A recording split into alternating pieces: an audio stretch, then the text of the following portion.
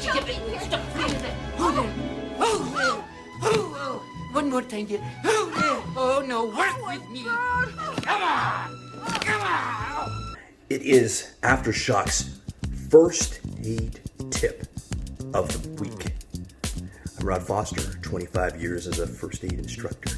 Now, we're going to be talking about choking. What is choking? Well, obviously it's an obstruction, right? Now, we're not talking about anaphylaxis or any type of allergic reaction. We're talking about obstruction. I'm going to talk about actual choking. Physical choking, physiological response to what? An object. Now, there's partial and complete. What is partial? Partial is when you still have a bit of air. So somebody's choking. The moment they say, I'm choking, guess what? They have air. So what are you going to do? No, you don't give them a glass of water because that's volume, right? No, we're going to not slap them on the back because we can actually dislodge. Actually, lodge it. We want to encourage them to keep coughing. Keep coughing. Use your gag reflexes. Now, complete. Well, how do you know this somebody's got a complete obstruction? You know what?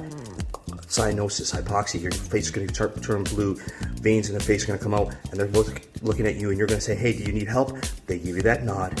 Boom.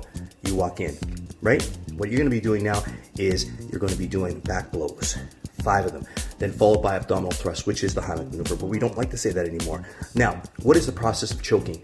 Now, think about it. When somebody says it went down the wrong way, what happens is you have your esophagus, right? Food.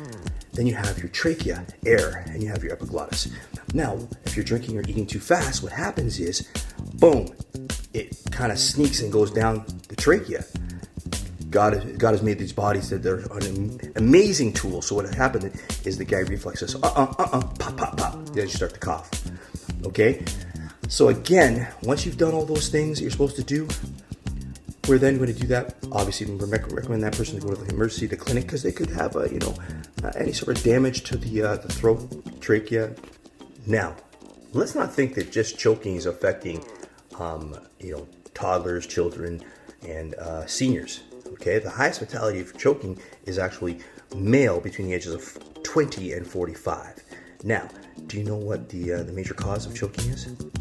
You know what it is?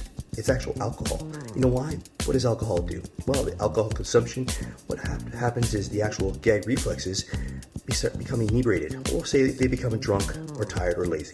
What happens is they start to curl down. And what happens is that person that uses that gag reflexes no longer can. That's why you ever hear stories where if somebody is drunk, what position do you put them in? You put them in a recovery position because you don't want them to choke on their vomit.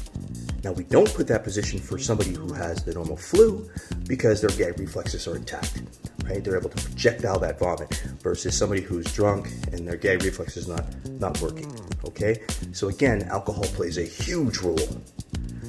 And that's your first aid tip for the week.